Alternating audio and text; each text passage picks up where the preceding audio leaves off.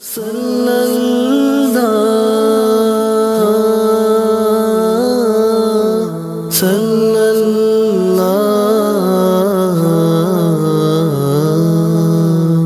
بسم اللہ الرحمن الرحیم اللہم صلی علی سیدنا مولانا محمد معدن الجود والکرم مطبع العلم والحلم والحکم وآلہ وصحبہ وبارک وسلم۔ ناظرین اکرام، السلام علیکم ورحمۃ اللہ وبرکاتہ۔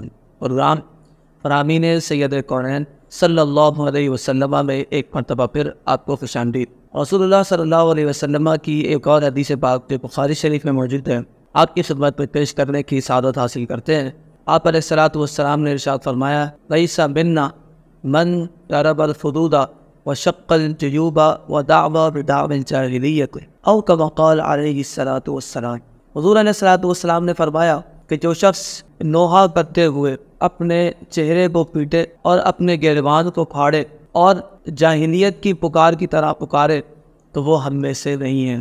اس حدیث پاک سے مراد یہ ہے کہ جو غم کے حالت میں سوگ مناتے ہوئے جو لوگوں کی کیفیت ہوتی ہے زمانہ جاہلیت کی انداز میں، وہ کیفیت کرنے والا وہ ہم میں سے نہیں ہے۔ رسول اللہ صلی اللہ علیہ وسلم نے سوگ منانے کو منع فرمایا ہے۔ سوگ منانا شریعت محمدیہ صلی اللہ تعالیٰ علیہ وسلم میں صرف 3 دن ہے، اور وہ بھی اس طرح کہ جس میں یہ تمام خرافات نہیں کی جائیں۔ اگر ان 3 دنوں میں بھی عورتیں چیخ چیخ کر پکار رہی ہیں اور اپنے گریبان کو پھاڑ رہی ہیں اور اس طرح اگر سوگ منا رہی ہے تو یہ شریعت محمدیہ میں جائز نہیں ہے۔ صرف اس طرح سوگ منانا جائز ہے کہ ایصال ثواب کیا جائے، غم کو دل میں رکھا جائے، زیادہ لوگوں کو نہیں بتایا جائے اور اظہار نہیں کیا جائے، بلکہ 3 دن سے زیادہ سوگ منانے کی اجازت بھی نہیں ہے۔ ہمارے ہاں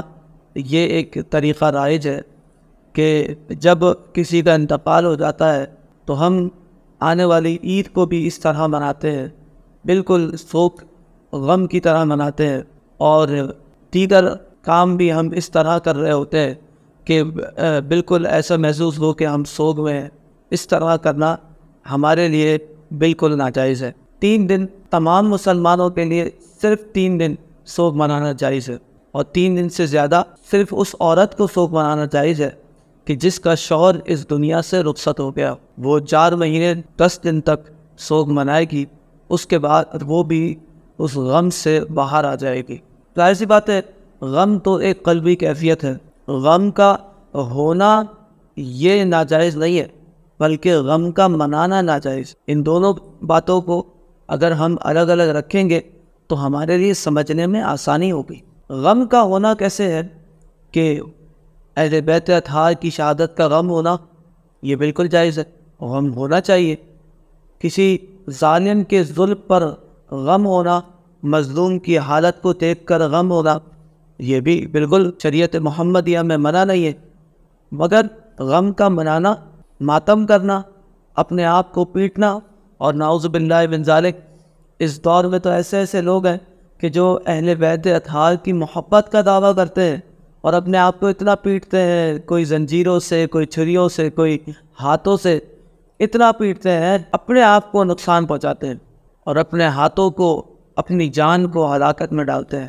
تو اس طرح جو بھی کام کرتا ہے، رسول اللہ صلی اللہ علیہ وسلم نے فرمایا وہ ہم میں سے نہیں ہے۔ ہم میں سے وہی ہے کہ جو غم کو صحیح انداز میں مناتا ہے۔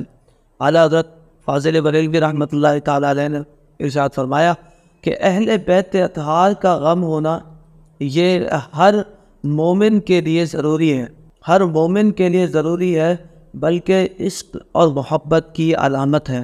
امام اہل سنت رحمۃ اللہ تعالیٰ علیہ نے ہمارے لیے یہ موضوع بالکل واضح کر دیا کہ ہمیں غم ہونا چاہیے، مگر غم کو منانا نہیں چاہیے۔ دوسروں سے ہمدردیاں لینے کے لیے، دوسروں کو اپنی طرف متوجہ کرنے کے لیے اگر کوئی شخص اس طرح کی حرکات کرتا ہے تو وہ اسلام کے خلاف کرتا ہے، اور ضرور بضرور وہ گناہ گار ہوگا، فاسق لکھا جائے گا۔ اللہ رب الجلال ہم سب کو ایسے تمام اعمال سے محفوظ رکھے، آمین بجاہ سید المرسلین صلی اللہ علیہ وسلم۔